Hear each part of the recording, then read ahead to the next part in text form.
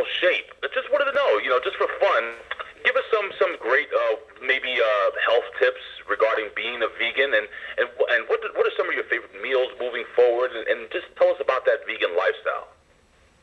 Well, I think, and even if you're not vegan, if you don't want to go, because again, I like using the term plant-based diet because I feel like vegan's kind of an all or nothing proposition, right? You're either vegan or you're not. But everybody can eat more of a plant-based diet. There's no excuses to not do that. I think the biggest thing for me is just food education.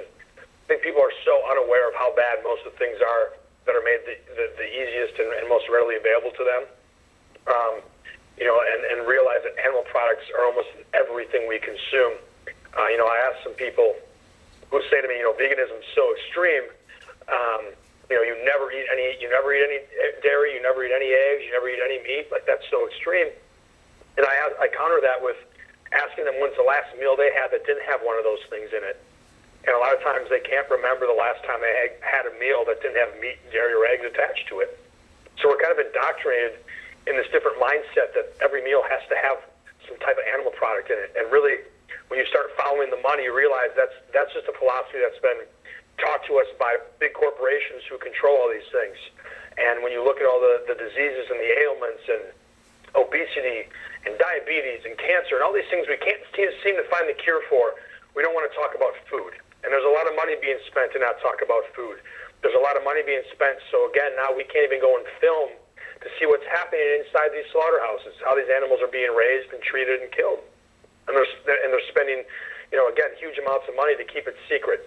When companies spend a lot of money to keep things secret, you should question why that is.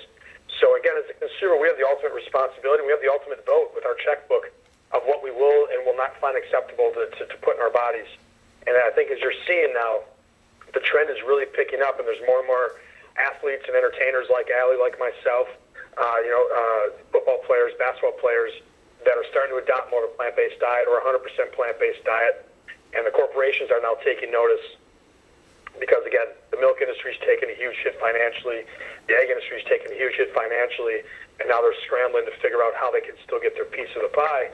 And that's why they're buying up some of these more plant-based companies, because that's where the trend's going. Because again, I don't need to like preach anybody to go vegan. I don't push anybody to go vegan. I do challenge them to open up their mindset and to try it, because again, I feel like when they see the results, when they start feeling better, when they start losing weight, when they start getting off their pharmaceuticals, that's enough for them to keep going that way. So again, we have a healthcare system that doesn't want healthy people; they want sick people, because healthy people, once somebody's healthy, you don't need your pharmaceuticals anymore. They lost the customer. So you have a food system that keeps people sick, and which then sends them over to their healthcare system, which just treats you with different pharmaceuticals. So again, the onus is on the consumer to educate themselves. And again, the more of a plant-based diet you eat, really the better you're going to feel, the better it is for the animals, and the better it is for the environment.